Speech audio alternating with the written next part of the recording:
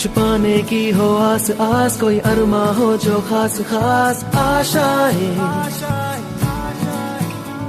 हर कोशिश में हो बार बार, करे दरियाओं को आर पार आशाएं, तूफानों को चीर के मंजिलों को छीन ले, आशाएं मिले दिल की, उम्मीदें हंसे दिल की, अब मुश्किल नहीं कुछ भी, नहीं कुछ भी,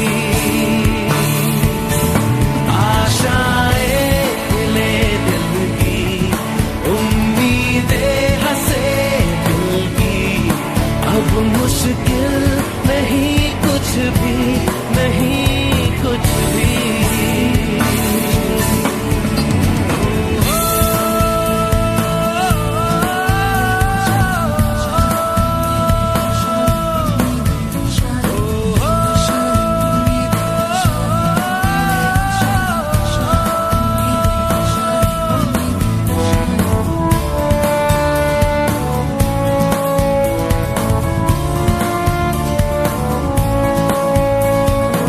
नमस्कार सर, आप हमारे YouTube चैनल पे आपका हार्दिक स्वागत है। BRC बिलासपुर द्वारा जो YouTube चैनल बनाया गया है, आज हम बात करेंगे श्री हरिराम जी से, जो कृष्णा नगर बिलासपुर के प्रधान अध्यापक हैं। आइए आज आपको उनसे हम रूबरू कराते हैं। श्री हरिराम जी। मेरा नाम हरिराम दिवाकर, मैं junior high school Krishna Nagar में प्रधान अध्यापक के पद पर कार्यरत हूँ और मेरी जो प्रथम नियुक्ति तिथि है वो 30 अगस्त 1995 से मैं इस विभाग में कार्यरत हूँ। सर्वप्रथम मेरी नियुक्ति प्राथमिक विद्यालय कृष्णा नगर विकास क्षेत्र बिलासपुर में हुई थी, जहाँ मैंने 10 साल सेवा की। उसके बाद मैं 2004 से 2017 तक BRC बिलासपुर पर एज ए BRC के रूप में शैक्षिक गुणवत्ता बढ़ाने में अपनी सेवाएं देता रहा और वहाँ पर भी मैंने शैक्षिक गुणवत्ता के क्षेत्र में काफ़ी प्रयास किए, गांव-गांव जाकर। 2017 से मैं इस विद्यालय में कार्यरत हूँ। उस समय इस विद्यालय में स्थिति ये थी कि जैसा आज माहौल आप देख रहे हैं इस विद्यालय का, ऐसा माहौल नहीं था। वही सफ़ेद बिल्डिंग जर्जर की स्थिति में थी। आज इसका एक प्रकार से हमने कायाकल्प कर दिया है, बदल दिया पूरा इसका रंग ढंग। इसका पूरा श्रेय मैं अपने अकेले पे नहीं लेता हूँ, इसका पूरा मेरा स्टाफ और जो उस समय के प्रधान थे जिन्होंने काफ़ी सहयोग किया, उनके द्वारा ये सब कार्य किया गया। ठीक है सर, बहुत अच्छा लगा आपका स्कूल देखकर। हम आप स्कूल आए आपके, अभी खंड शिक्षा अधिकारी महोदय भी आपके स्कूल से विज़िट करके गए हैं। उन्होंने भी जो है बहुत सराहना की आपके कार्य की और फिर बाद में मुझे भेजा आपके यहाँ फ़ोटोग्राफ़ी वीडियोग्राफ़ी के लिए। सर पहले जब आप आए थे तो यहाँ पे कुल छात्र संख्या के बारे में बताएंगे सर, कितनी छात्र संख्या थी लगभग और अब कितनी है? 2017 में मेरी पहले तो पदोन्नति इसी विद्यालय में हुई 2008 में। 2008 में यहाँ की जो छात्र संख्या थी वो थी 40-45। 2017 में जब मैं आया तब भी छात्र संख्या लगभग 100 के लमसम थी, 100 के लगभग छात्र संख्या थी। आज जो छात्र संख्या है वो लगभग 175 है। ये बात मैं केवल जूनियर हाई स्कूल कर रहा हूँ। अगर दोनों विद्यालयों की बात करें हम, तो दोनों विद्यालयों की 2017 में छात्र संख्या लगभग 300 थी और आज ये 400 से ऊपर है। ठीक है सर, निरंतर प्रयास आपका अच्छा प्रयास है और निरंतर हमारे बेसिक एजुकेशन का जो कायाकल्प चल रहा है उसमें भी सर कुछ उसके बारे में बताइए, क्या प्रोग्रेस है इसमें, किस तरीके से प्रोग्रेस की और आपने स्टार्ट कहाँ से किया, ताकि जो हमारे और जो शिक्षक हैं, शिक्षक साथियों को इससे जो है प्रेरणा मिले और वो भी अपने विद्यालय में आपके विद्यालयों की तरह प्रयास करते रहें। बिल्कुल आफाक जी, किसी भी कार्य करने के लिए, किसी भी क्षेत्र में अगर कोई कार्य आप करने जा रहे हैं, जब तक आपका दिल और दिमाग उस जगह पर केंद्रित नहीं है तो आप कोई काम नहीं कर सकते। मैंने सबसे पहले अपना मन और ध्यान यहाँ लगाया और उसका नतीजा ये हुआ कि हमने सबसे पहले इस विद्यालय का जो भौतिक वातावरण था उसको चेंज किया। जब भौतिक वातावरण चेंज हुआ तो धीरे धीरे सब प्रयास होते चले गए, और साथ में गांव वालों ने भी सहयोग दिया, ग्राम प्रधान ने सहयोग दिया। उसका नतीजा ये है कि आज आप विद्यालय का जो रंग रूप देख रहे हैं, एक कायाकल्प के अंदर ही हुआ है। उस कायाकल्प में ग्राम प्रधान का भी सहयोग मिला, स्टाफ का सहयोग मिला, मेरा अपना सहयोग रहा, जिसके नतीजा ये रहा कि आज आप देख रहे हैं विद्यालय का जो हमारा हर एक कमरा एक अलग ही छटा बिखेर रहा है। जी सर, प्रेरणा ज्ञानोत्सव में जो आपके यहाँ से पार्टिसिपेट किया था बच्चों ने, काफ़ी अच्छा मतलब उसका देखने को मिला था। जो प्रस्तुति थी आपके विद्यालय की, बहुत अच्छी प्रस्तुति थी। तो किस तरीके से तैयारी कराते, कैसे तैयारी कराते हैं, उसके लिए क्या क्या योजनाएं बनाते हैं आप, किस तरीके से कराते हैं, थोड़ा बताएंगे सर? आफाक जी, विद्यालय के जहाँ तक बच्चों की कार्य प्रगति की बात है तो उसके संबंध में आपको बताना चाहूँगा कि इस विद्यालय के बच्चों ने जनपद पर ही नहीं, मंडल और स्टेट तक पर भी अपनी प्रतियोगिताओं में अपना प्रतिभा किया है। और हमारे इस विद्यालय के बच्चे बैडमिंटन में स्टेट लेवल पर खेल कर आए हैं। मंडल पर तो खेले हैं, स्टेट पर खेल के आए हैं, और ज़िले पर कबड्डी, खो खो, हर खेलों में बच्चों ने अपना अपना योगदान हमेशा दिया है और देते रहते हैं। अभी प्रेरणा ज्ञानोत्सव कार्यक्रम हुआ जिसमें बच्चों ने, माननीय मंत्री जी उपस्थित थे, उसमें बच्चों ने बहुत ही अच्छा प्रदर्शन किया। एक सांस्कृतिक कार्यक्रम में आरंभ है प्रचंड है, जिस पर बहुत अच्छा प्रस्तुति बच्चों के द्वारा दी गई थी। तो बच्चे हमारे विद्यालय के हमेशा, चूँकि बच्चे खुद नहीं करते, बच्चों से करवाया जाता है, और बच्चों से करवाने के लिए जब तक हम समर्पित नहीं होंगे उस बच्चे के प्रति, तब तक बच्चा खुद नहीं करेगा। इसलिए बच्चों के प्रति हमारा पूरा स्टाफ, मैं, सभी समर्पित रहते हैं। अब कोरोना की महामारी है, इस महामारी में क्या करा जाए, बच्चे भी नहीं आ रहे हैं, मन बहुत उदास है इस समय कि अगर वो बच्चे सब अगर विद्यालय में हों। आज बच्चों का लेवल बहुत ही नीचे चला गया है, सभी बच्चों का। मेरे यहाँ अपने यहाँ की बात नहीं कर रहा हूँ, पूरे प्रदेश के अंदर आप देखें, चूँकि बच्चे हमारे यहाँ अगर आप देखें ई पाठशाला में मात्र 10% या 20% बच्चे जुड़े हुए हैं, बाकी बच्चे सब अपने घरों पर हैं। क्योंकि सब हमारे यहाँ जो बच्चे आते हैं वो केवल लेबर क्लास है, गरीब बच्चे हमारे यहाँ आता है, जो थोड़ा अच्छा होता है वो हमारे पढ़ाना नहीं भेजता।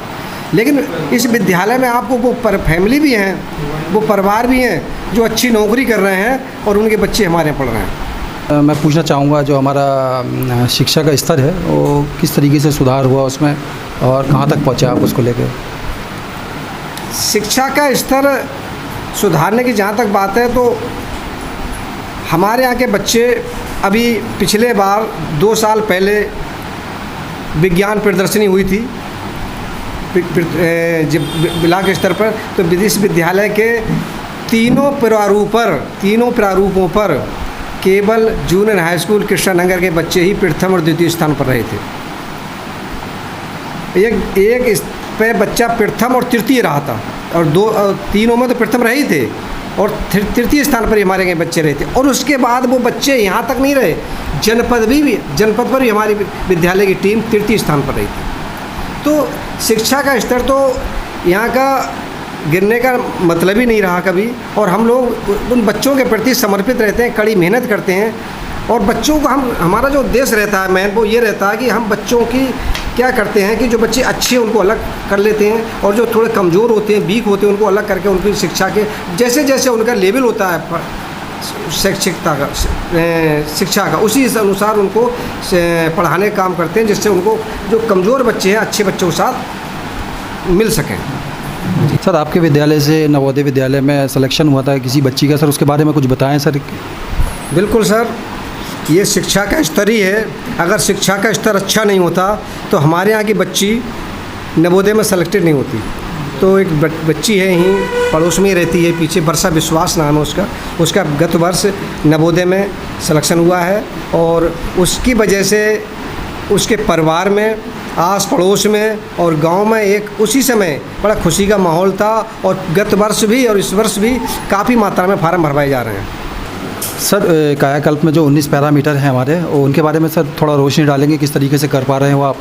बिल्कुल 19 पैरामीटर जो उत्तर प्रदेश सरकार की तरफ से निर्धारित किए गए हैं, उसमें हमारे विद्यालय में केवल 2 पैरामीटर ऐसे हैं जिनको हम अभी पूरी तरह उनके पे खरे नहीं उतर पा रहे हैं।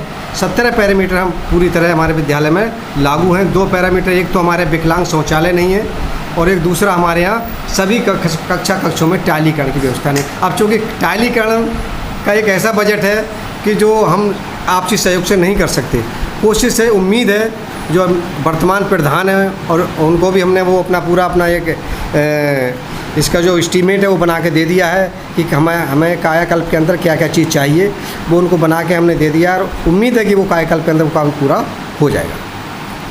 जी सर, तो आपको प्रधान जी से भी सहयोग मिलता है और गांव के जो हमारे बच्चों के माता पिता होते हैं उनसे भी थोड़ा सहयोग मिलता है? बिल्कुल सर, बिल्कुल पूरा सहयोग, पूरे अभिभावकों से भी पूरा सहयोग मिलता है और साथ में ग्राम प्रधान पूर्व वालों से मिलता था और वर्तमान वालों से उम्मीद है कि उनसे पूरा सहयोग मिलेगा।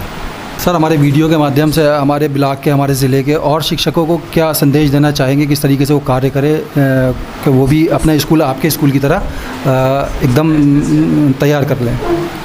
मैं इस वीडियो के माध्यम से विकास खंड बिलासपुर क्या जनपद रामपुर और जो भी इस वीडियो को देखें उनको मैं एक संदेश यही देना चाहूँगा कि जब तक आप अपना दिल और दिमाग अपने विद्यालय में समर्पित नहीं करेंगे और नहीं लगाएंगे, क्योंकि उस विद्यालय से ही आपका परिवार पलता है, उस विद्यालय से ही आपके खर्चे चलते हैं।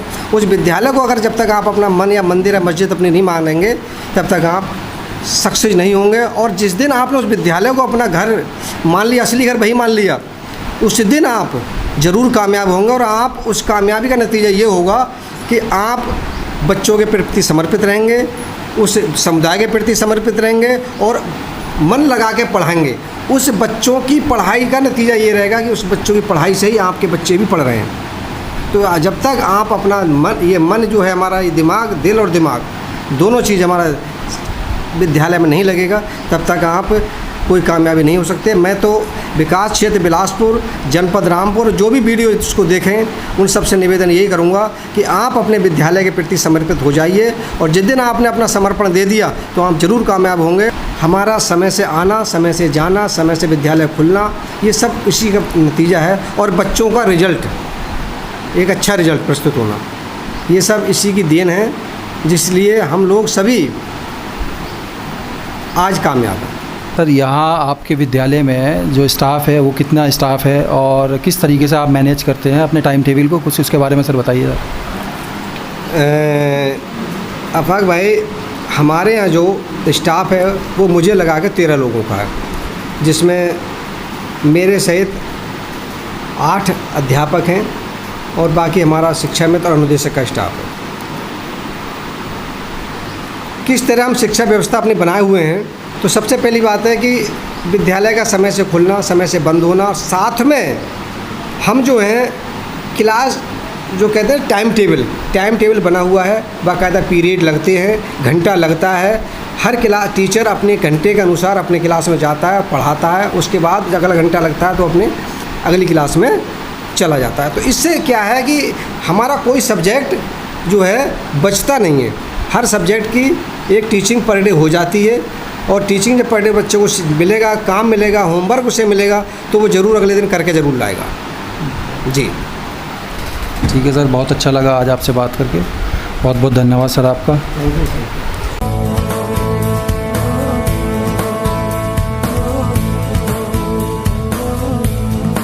उड़ जाए लेके खुशी अपने संग तुझको वहाँ, जन्नत से मुलाकात हो, पूरी हो तेरी हर दुआ, आशाएं खिले दिल की, उम्मीदें हंसे दिल की, अब मुश्किल नहीं कुछ भी, नहीं कुछ भी,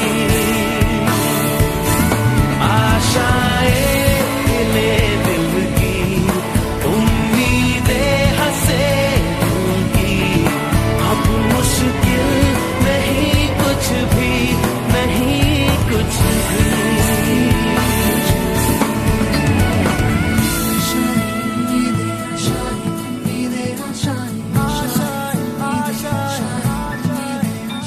गुजरे ऐसी हर रात रात हो, ख्वाहिशों से बात बात, आशाएं लेकर सूरज से आग आग, गाए जा अपना राग राग, आशाएं कुछ ऐसा करके दिखा, खुद खुश हो जाए खुदा, आशाएं